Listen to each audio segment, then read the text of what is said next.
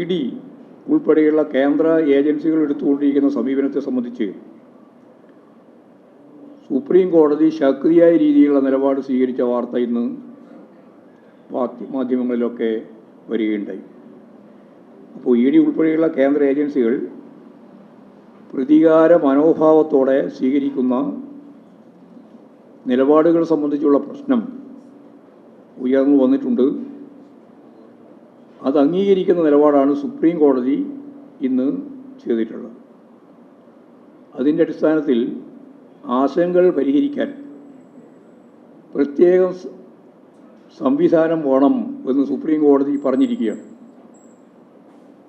കാരണം ഇപ്പോൾ എടുത്തുകൊണ്ടിരിക്കുന്ന നിലപാടുകളെല്ലാം സൂക്ഷ്മമായിട്ട് പരിശോധിച്ചാൽ ഗൂഢ ഉദ്ദേശങ്ങളുടെ അടിസ്ഥാനത്തിൽ ആളുകളെ വേട്ടയാടുന്നില്ല എന്ന് ഉറപ്പുവരുത്തണമെന്നും സുപ്രീം കോടതി വ്യക്തമാക്കിയിരിക്കുകയാണ്. എന്ന് പറഞ്ഞാൽ ഗൂഢ ഉദ്ദേശത്തോടു കൂടിയുള്ള വേട്ടയാടൽ എന്ന കാര്യം ഉള്ളിൽ വെച്ചുകൊണ്ടാണ് അതുണ്ടാവരുത് എന്ന് സുപ്രീം കോടതി പറയുന്നത്.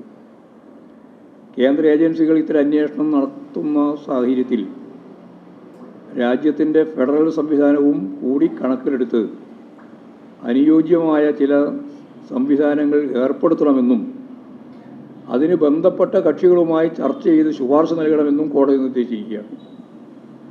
അപ്പോൾ വളരെ ഫലപ്രദമായ ഒരു ഇടപെടലാണ് ഈ കേന്ദ്ര ഏജൻസികളുടെ ഇത്തരം ഗൂഢ ഉദ്ദേശത്തോടു കൂടിയുള്ള പ്രവർത്തനത്തെ സംബന്ധിച്ച് ഫെഡറൽ സംവിധാനത്തിനെതിരായിട്ടുള്ള നിലപാടുകൾ സംബന്ധിച്ചും ഇപ്പോഴും സുപ്രീം കോടതി ചൂണ്ടിക്കാണിച്ചിട്ടുള്ളത് ചർച്ച ചെയ്ത് ശുപാർശകൾ നൽകണമെന്ന് കോടതി നിർദ്ദേശിക്കുകയും ചെയ്തിട്ടുണ്ട്.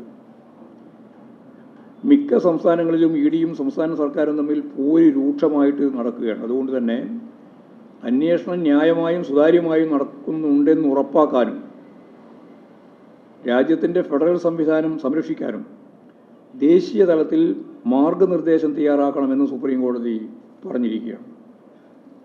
ഇന്നത്തെ പത്രത്തിൽ കുറേ വാർത്തകൾ വന്നിട്ടുണ്ട്. പൂർണ്ണമായിട്ട് വരാത്തതുകൊണ്ട് അതുകൂടി വ്യക്തമാക്കാനാണ് ഞാൻ ഉദ്ദേശിക്കുന്നത്.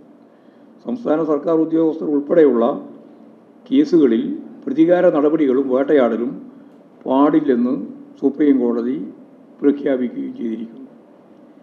ഇത്തരത്തിൽ കേന്ദ്ര ഏജൻസികൾ സംസ്ഥാനത്ത് തെറ്റായ രീതിയിൽ ഇടപെടുന്ന പ്രശ്നം രാഷ്ട്രീയ പ്രേരിതമായ നിലപാടാണെന്ന് നമ്മൾ മുമ്പ് തന്നെ ചൂണ്ടിക്കാണിച്ചത് സുപ്രീം കോടതിക്ക് വരെ അംഗീകരിക്കേണ്ടി വന്നിരിക്കുന്നു എന്നുള്ളതാണ് ഇപ്പോൾ ഏറ്റവും അവസാനത്തെ കാര്യം എന്ന നിലയിൽ നമുക്ക് മനസ്സിലാക്കാനാവുക. ഇപ്പോൾ കേരളത്തിൽ കേന്ദ്ര ഏജൻസികളുടെ ഇടപെടലുകൾ സംബന്ധിച്ച് മുന്നോട്ടേക്ക് വെച്ച നമ്മുടെ നിലപാടുകളും കാഴ്ചപ്പാടുകളും ശരിവെക്കുന്ന സമീപനമാണ് ഇപ്പോഴും ഇതിലൂടെ വ്യക്തമാക്കപ്പെട്ടത്.